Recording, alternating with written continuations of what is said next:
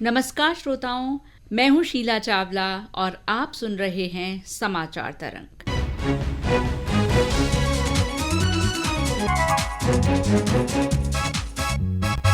श्रोताओं, आज हम बात करेंगे चिकित्सा जगत के एक खास पहलू पर जिसे हम अक्सर नज़रअंदाज कर देते हैं, लेकिन मानव जीवन को बचाने में इस पहलू का बहुत बड़ा योगदान है और ये है एनेस्थीसिया, एक ऐसा माध्यम जिसने सर्जरी को दर्द रहित बना दिया है। और श्रोताओं, हम आपको साथ ही ये भी बताना चाहेंगे कि आने वाले 16 अक्टूबर को विश्व एनेस्थीसिया दिवस मनाया जाता है और ये साल 1846 की बात है जब पहली बार सफलतापूर्वक एनेस्थीसिया का उपयोग हुआ था। उस दिन से अब तक चिकित्सा विज्ञान में एनेस्थीसिया की उपयोगिता और भूमिका बहुत ज़्यादा बढ़ गई है। तो आज हम जानेंगे एनेस्थीसिया कैसे काम करता है, मरीजों और डॉक्टरों के लिए ये इतना महत्वपूर्ण क्यों है और इस क्षेत्र में किस तरह से नई प्रगति हासिल हो रही है। तो आज इस सब बारे में बात करने के लिए हमारे साथ मौजूद हैं डॉक्टर अनुपमा गुप्ता और डॉक्टर सिद्धार्थ शर्मा। आप दोनों ही सवाई मानसिंह मेडिकल कॉलेज में एनेस्थीसिया विभाग में प्रोफेसर हैं। डॉक्टर सिद्धार्थ शर्मा, डॉक्टर अनुपमा गुप्ता, आपका आकाशवाणी जयपुर के स्टूडियो में बहुत बहुत स्वागत है। धन्यवाद। डॉक्टर सिद्धार्थ, हम सबसे पहले यही जानना चाहेंगे आपसे ही कि एनेस्थीसिया क्या है और किस तरह से ये शरीर में काम करता है। धन्यवाद मैडम। एनेस्थीसिया के बारे में जब अपन बात करते हैं तो अपने को मन में आता है कि कोई भी सर्जरी होगी तो उसमें अपन को दर्द होगा, अपन को उस सर्जरी के दौरान जो एहसास होगा वो अपन को याद रहेगा और सर्जन के मन में और किसी भी अन्य चिकित्सक डिपार्टमेंट के मन में एक जो रिक्वायरमेंट रहती है कि वो मरीज हिले डुले नहीं। तो ये जो तीनों जो रिक्वायरमेंट्स हैं ये पूरी करता है एनेस्थीसिया डिपार्टमेंट के जो एनेस्थीसियोलॉजिस्ट हैं। वो वहाँ पर ये पूरा ध्यान रखते हैं कि मरीज को दर्द नहीं हो, मरीज को उस सर्जरी के दौरान कोई एहसास नहीं हो, उसको सर्जरी के पश्चात कुछ याद नहीं रहे उस वाली दौरान की हुई हुई गतिविधियाँ, और वो हिले डुले नहीं। ये इन तीनों प्रक्रियाओं को देखने का और उसको साथ में इसको मॉनिटरिंग करने के लिए अपन को ज़रूरत पड़ती है एनेस्थीसिया की। उस वक्त अपन को मरीज का जो बीपी, शुगर, उसकी हार्ट रेट, रेस्पिरेटरी रेट, इन सब को कंट्रोल करने के लिए रेगुलर मॉनिटरिंग करते हैं एनेस्थीसिया विभाग के चिकित्सक। जी डॉक्टर अनुपमा, एनेस्थेसिस्ट की भूमिका को अक्सर लोग नज़रअंदाज करते हैं क्योंकि उनके लिए जो सर्जरी हो रही होती हैं उन्हीं के विशेषज्ञ महत्वपूर्ण होते हैं। तो मैं यही जानना चाहूँगी कि इस सर्जरी जो भी होती हैं उनके दौरान किस तरह की आपके ऊपर जिम्मेदारियां होती हैं, और इसके अलावा मैं साथ ही आपसे ये भी जानना चाहूँगी कि सर्जरी से पहले पीएसी किया जाता है, उसकी भी क्या भूमिका है, इसके बारे में हम जानना चाहेंगे। ये बिल्कुल सही है कि एनेस्थीसियोलॉजिस्ट हमेशा पर्दे के पीछे से काम करता है जी। लेकिन सर्जरी के दौरान और उसके पूर्व दोनों के ही दौरान हमारी बहुत महत्वपूर्ण भूमिका है। आपने जैसे कहा पीएसी जांच या बेहोशी पूर्व जांच। बेहोशी पूर्व जांच anaesthesia as well as surgery का बहुत इम्पॉर्टेंट पार्ट है क्योंकि यहाँ हम पहली बार पेशेंट से मिलते हैं, हम उसकी डिटेल्ड हिस्ट्री लेते हैं। उसे किसी ड्रग से एलर्जी तो नहीं है, उसे कोई बीमारी तो नहीं है, उसका कभी पहले कोई और ऑपरेशन तो नहीं हुआ है, इन सब बारे में उससे डिटेल में पूछा जाता है और उसका पूरा ब्लड इन्वेस्टिगेशन, एक्सरे, ईसीजी सबको देखा जाता है और डिटेल्ड फिजिकल एग्जामिनेशन भी किया जाता है। कई बार उसमें ऐसी बीमारी जो मरीज को नहीं भी पता है हम उसको भी पकड़ पाते हैं।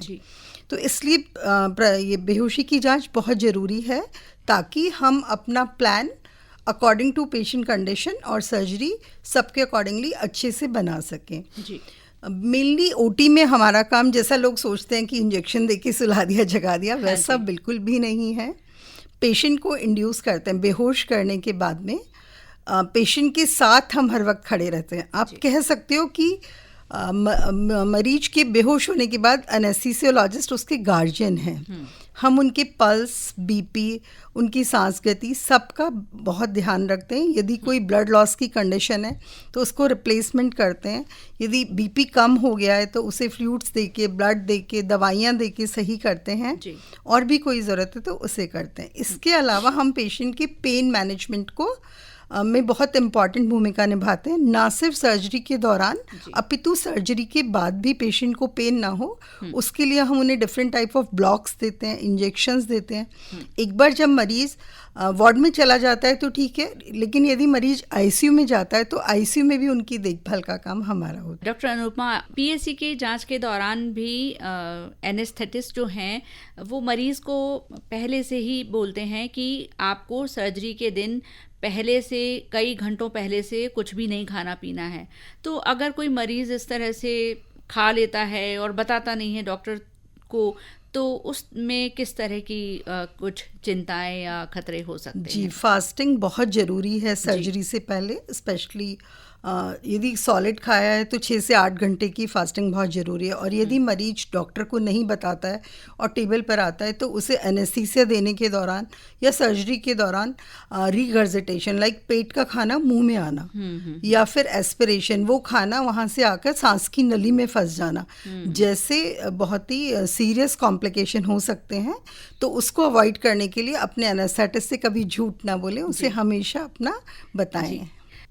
डॉक्टर सिद्धार्थ, क्या सभी तरह के मरीज़ों के लिए एक ही तरह का एनेस्थीसिया दिया जाता है या कुछ विशेष परिस्थिति वाले मरीज़ों या उम्र या गंभीर बीमारियां जो हैं उनके लिए कुछ अलग तरह का एनेस्थीसिया होता है? उस बारे में भी हम जानना चाहेंगे। देखिए, एनेस्थीसिया हर मरीज़ को उसकी स्थिति को देखते हुए, जैसे पीएससी के बारे में भी मैडम ने बताया था कि उसमें उसके क्या क्या प्री एग्जिस्टिंग कोई उसके तकलीफ़ हैं, क्या क्या बीमारी हैं, जैसे कि उसको अगर बीपी रहता है, शुगर रहता है, उसको हृदय रोग है, या उसके थायराइड की कोई बीमारी है, या उसके जो भी अत्यधिक मोटापा है, तो उसके हिसाब से देख के अपन को एनेस्थीसिया डिसाइड करना पड़ता है। और एनेस्थीसिया ये नहीं है कि सबके लिए एक ही कोई एनेस्थीसिया होता है। एनेस्थीसिया को मोल्ड किया जाता है जी। अलग अलग तरह की दवाइयाँ होती हैं जो अलग अलग बीमारियों में अपन यूज़ करते हैं, और उसके अपन से जो सबसे सेफेस्ट, आजकल एनेस्थीसिया तो सेफ़ एनेस्थीसिया है, आजकल अनसेफ एनेस्थीसिया जैसी तो कोई चीज़ ही नहीं है। आजकल जो नई ड्रग्स आई हैं वो इतनी सेफ़ और शॉर्ट एक्टिंग है कि अनसेफ एनेस्थीसिया या कोई एनेस्थीसिया के जोखिम जैसी कोई चीज़ ऐसी है नहीं। अपन तो उसी हिसाब से अपन देखते हैं कि अगर कोई नवजात शिशु है तो उसका भी ऑपरेशन करते हैं, तो उसके लिए भी अपन कैलकुलेटेड फॉर्म में डोजेज लगाते हैं। और अगर कोई बुजुर्ग व्यक्ति है जिसको अगर कोई सांस की परेशानी है या ऐसा कोई भी व्यक्ति है, तो हर व्यक्ति की बीमारी उम्र को देखते हुए डोज कैलकुलेट करके अलग अलग दवाई यूज़ करके हम उसका एनेस्थीसिया देते हैं। डॉक्टर अनुपमा, चिकित्सा जगत में लगातार शोध हो रहे हैं, नई नई बातें जानने को मिल रही हैं, नई प्रक्रियाएं, नई मशीनें, सभी कुछ आ रहा है। तो एनेस्थीसिया में ऐसा क्या कुछ प्रगति हो रही है? पिछले 15 से 20 सालों में एनेस्थीसिया बिल्कुल बदल गया है। और इस बदलने का मुख्य कारण है बहुत सारे नए इक्विपमेंट्स, अच्छे इक्विपमेंट, सेफ इक्विपमेंट्स और नई नई आती हुई दवाइयाँ। जैसा कि अभी डॉक्टर सिद्धार्थ ने कहा कि जो छोटे समय के लिए काम करती हैं उनके साइड इफ़ेक्ट ज़्यादा नहीं है। तो ऐसी बहुत सारी चीज़ें, फॉर एग्ज़ाम्पल पहले हम जब ब्लॉक लगाते थे किसी पार्ट की सर्जरी के लिए तो वो ब्लाइंड होता था, देख नहीं पाते हैं क्योंकि, लेकिन अभी हमें अल्ट्रासाउंड गाइडेड हम ब्लॉक्स लगाते हैं, या पीएनएस करके एक इंस्ट्रूमेंट आता है उससे ब्लॉक लगाते हैं, तो उससे हम नर्व को लोकेट कर लेते हैं। वी कैन सी कि यहाँ पे ये नर्व है, और फिर हम उसके एकदम आसपास में दवाई डालते हैं, तो सिर्फ वही नर्व ब्लॉक होती है और कुछ भी ब्लॉक नहीं होता है। सिमिलरली इससे हमारे ट्रॉमा वाले पेशेंट को जो इतने पेन में आते हैं, इमरजेंसी में आते हैं, उनको बहुत फ़ायदा हुआ है। उन्हें उस वक्त ब्लॉक लगा दिया जाता है तो उनकी शिफ्टिंग बहुत आसान हो जाती है, वो पेन फ्री हो जाते हैं। इसके अलावा पेनलेस लेबर है। अभी पिछले 10 सालों में पेनलेस लेबर बहुत पॉपुलर हो गया है, पेशेंट आके खुद पेनलेस लेबर डिलीवरी की मांग करता है। इसके अलावा जो मोस्ट इम्पॉर्टेंट पार्ट है आईसीयूज़ में एनेस्थेटिस्ट काम करते हैं। कोविड में दुनिया भर में फ्रंट पर एनेस्थेटिस्ट रहे, तो बहुत अच्छे वेंटिलेटर्स, बहुत अच्छी मशीनें हैं जिनसे कि पेशेंट को उनके लंग्स को रेस्ट दिया जा सकता है, जिससे उनका डिजीज़ प्रोसेस हील हो जाए और वो रिकवर कर जाएं। ऐसा बहुत से पेशेंट्स में हुआ है। तो पेन के बेसिकली जो पेन रहित कंडीशन है, चाहे वो कैंसर पेशेंट्स को पेन देना है, अभी पैलिएटिव केयर करके नया एक वो आया है, तो उन सब से हम पेशेंट के दर्द को पूरी तरह ख़त्म कर सकते हैं। डॉक्टर अनुपमा, हम आपसे जानना चाहेंगे कि कई बार ऐसा भी होता है कि कोई भी व्यक्ति नॉर्मली काम कर रहा है और अचानक से उस पर बेहोशी छा जाती है और वो गिर जाते हैं, तो ऐसी कंडीशंस में एक एनेस्थेटिस्ट की क्या भूमिका होती है? इसके अलावा इस तरह की परिस्थितियों से बचाने के लिए और एनेस्थीसिया के बारे में जागरूकता के लिए आप अगर किसी तरह के कार्यक्रम वगैरह कर रहे हैं, हम आप उनके बारे में भी आपसे जानना चाहेंगे। जैसा कि आपने पूछा, सडन कार्डियक अरेस्ट या हृदयाघात की स्थिति में या पर्सन कोई भी खड़े खड़े बेहोश हो जाता है और उसका हृदय गति रुक जाती है और वो गिर जाता है, तो हमें तुरंत कॉल्स स्टार्ट कर देना चाहिए। Calls is compression only life support. यहाँ जो भी पर्सन है उसे किसी फर्म सरफेस पे लेटाकर और कॉल से स्टार्ट करना होता है, जो कि 100 से 120 प्रति मिनट की रफ्तार से कंप्रेशन दिए जाते हैं, चेस्ट कंप्रेशन, और ये 5 से 6 सेंटीमीटर डेप्थ के साथ होते हैं, जिससे कि चेस्ट रिकॉइल, उसके बाद चेस्ट रिकॉइलिंग का टाइम मिलना चाहिए। इसके साथ बहुत ज़रूरी है कि हम अपनी टीम को एक्टिव कर दें, इंफॉर्मेशन आगे कर दें और पेशेंट के अर्ली ट्रांसफ़र की व्यवस्था करें। यदि ऐसा पेशेंट के गिरने के विदिन 3-4 मिनट मिल जाता है उसे, तो बहुत सारी कंडीशन है कि हम बहुत सारी जानें बचा सकते हैं। सेकेंडली, अवेयरनेस प्रोग्राम्स के बारे में, तो हम वर्ल्ड एनेस्थीसिया डे पर बहुत सारी जगह कोल्स ट्रेनिंग का आयोजन कर रहे हैं। सुबह 6 बजे से 8 बजे तक जवाहर सर्किल पर ट्रेनिंग का प्रोग्राम है 16 अक्टूबर को।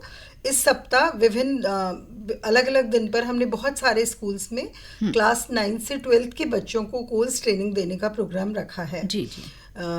और इसके अलावा यदि जनरल पब्लिक के लोग चाहें तो 5, 7, 10 के ग्रुप में आकर मेडिकल कॉलेज में आ सकते हैं या किसी और चिकित्सा संस्थान पर जाकर हमारे HOD या MS से मिलकर कह सकते हैं, तो हम उन्हें ट्रेनिंग दिलाने की व्यवस्था कर सकते हैं। अवेयरनेस प्रोग्राम में हम बहुत सारे पोस्टर कंपटीशन, नुक्कड़ नाटक इत्यादि का भी आयोजन करेंगे। कॉल सीखना इसलिए बहुत ज़रूरी है क्योंकि बहुत ज़्यादा जानें हैं जो बचाई जा सकती हैं, इसलिए सबको सीखना चाहिए। डॉक्टर अनुपमा, हम आपसे ये भी जानना चाहेंगे कि कई बार एनेस्थेटिस्ट जो हैं वो बहुत बड़ी भूमिका निभाते हैं, तो आपको कुछ ऐसा वाकया याद है कि आपने कुछ ऐसा अनुभव किया हो? यूँ तो ऐसे बहुत सारे वाक्य हैं, पर जो मुझे याद है, एक पेशेंट थी जिसका 3 बार CPR हुआ था, डिफरेंट टाइम पर। CPR होना मतलब she was almost dead, pulse चला गया था, BP नहीं आ रहा था बिल्कुल, लेकिन हमने उसे 3 बार रिससिटेट किया। वो 13 दिन तक वेंटिलेटर पर रही और फाइनली वो खुद चलकर अपने घर गई, और वो अब भी जब मुझसे मिलने आती है तो उसकी आंखों में हमेशा आंसू होते हैं। तो that is very touching. Doctor Siddharth, दूर दराज के श्रोता हमें सुन रहे हैं, आपका ये कार्यक्रम सुन रहे हैं, अवेयरनेस उनको मिल रही है, आप क्या संदेश देना चाहेंगे उन्हें? संदेश ये है कि एनेस्थीसिया के बारे में जो अपने आम जनता के अंदर एक सिर्फ धारणा ये है कि एक बेहोश करने वाली एक ब्रांच है, एनेस्थेटिस्ट का काम है बेहोश करना, लेकिन अपन को ये सोचना चाहिए कि बेहोश करने के बाद उस मरीज को पूरी तरह से पूरी सर्जरी या उस प्रोसीजर के दौरान उसके वाइटल्स को मेंटेन करना, और जैसे ही सर्जरी ख़त्म होती है, जो भी प्रोसीजर है वो प्रक्रिया ख़त्म होती है, तब वापस से उसको होश में लाना, ये पूरा काम एनेस्थेसियोलॉजिस्ट का है।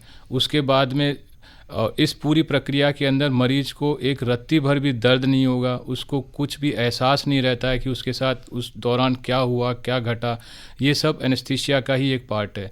तो यही सब, और इसका एनेस्थीसिया के बारे में जो भ्रांतियां हैं, डर है, उसको अपन को मन से निकाल देना चाहिए।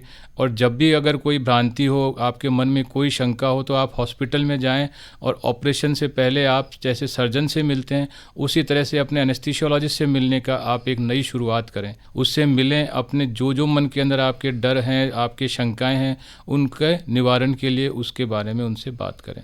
डॉक्टर सिद्धार्थ, डॉक्टर अनुपमा, आपने हमारे इस कार्यक्रम के लिए लिए, हमारे श्रोताओं के लिए समय निकाला।